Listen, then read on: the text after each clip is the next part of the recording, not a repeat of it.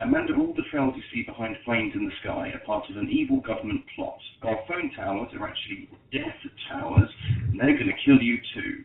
I hope you enjoy this call, and I hope you join me in Madison Star Moon while just trying to educate people on how meteorology actually works.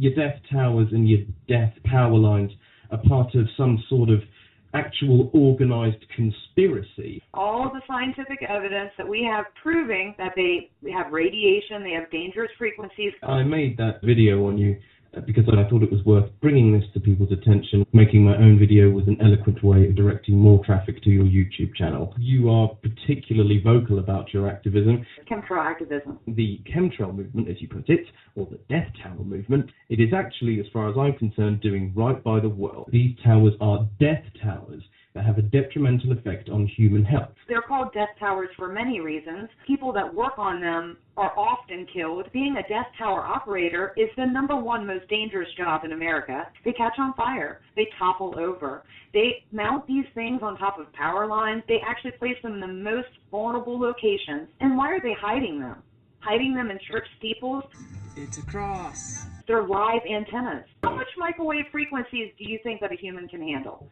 It's going to be very difficult to quantify. Of course, the dosage is pretty dangerous. Dangerous technology that we use, whether it be for energy or for communication, many towers have been found to have over the levels of radiation that humans can be exposed to. I interviewed a death tower worker who actually admitted that they dummy up the documents. If you think that radiation is safe and cool and good, I mean, that's all fine and dandy, but don't try to hate on the people that are actually fighting a cause. You're not going to tell me that they're not death towers, because they cause death, they cause cancer. Have you ever heard of a cancer cluster? I absolutely have. There are deaths associated with it. I actually live next to 2 death towers, and across the street from me are 7 more. It's about the entire agenda, and if you're going to ask me, do I believe that all cell towers are actually like weapons to be used against us? No, but I do know that the telecommunications industry is a greedy industry, and they do not care about human health.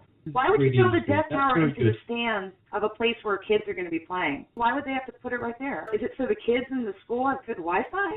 What is going on here? You know, when you see those nice, those sort of column-shaped objects on the side of the death towers, that radiation is radiating directly downwards. The more antennas that come up, the more microwave frequencies we are exposed to, the more susceptible to cancer we are. All the scientific evidence, every single video, and people that actually prove how much radiation, they take their instruments and go up to the towers. I find that absolutely incredible. My history is well known to anyone. You are more than welcome to look at my academic record, any part of my life. I'm actually very open with who I am online. I don't hide behind a fake name or anything. Smart meters are dangerous technologies. I mean, I am sitting within inches of It's been proven over and over again.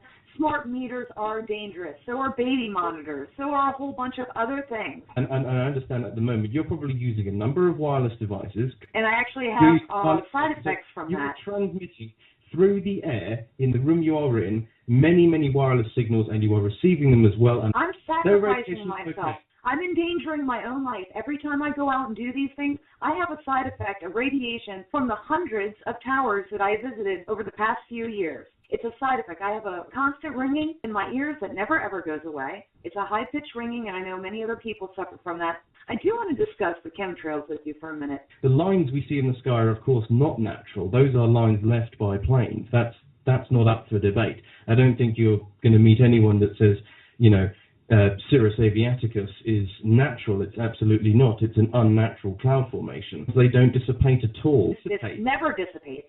Those of us that are 30 and up, we've never seen anything like this. Amanda, the high bypass turbofan engine cannot create contrail. Obvious patterns, grids. Come on now. And what is a chem sky? Artificial chem clouds. We're overcast all the time. Right.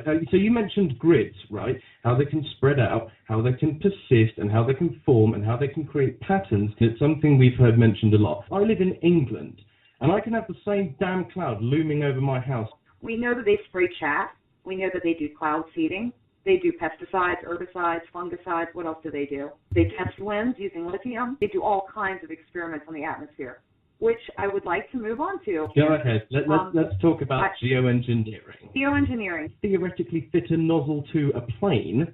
Okay, yes, it is being tested, and it has been proposed that the trails we see behind planes all over the world every day are the geoengineering project. What about the Air Force document that shows chemtrails are an exotic weapon, specifically outlines chemtrails as an exotic weapon? What is that exotic weapon, chemtrails? That's a bit more difficult. I'm not hugely familiar on that document because it's only something I've read in passing.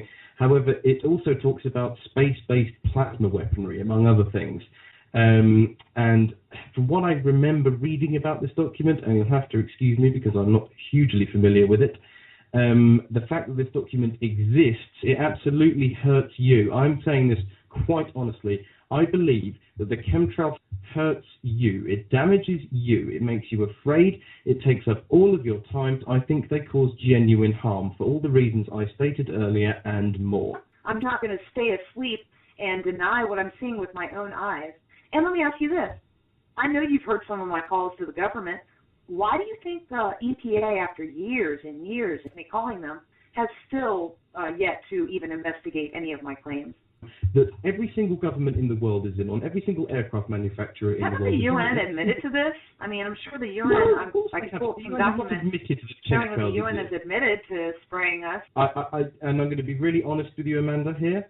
I think it's because when you call, they think, oh God, it's her again, because they have to be polite. That is what they are paid to do. No, they're paid to protect the environment. They're not paid to be polite. They're paid to investigate environmental crimes. I care about the things that affect me. Well, it is actually quite important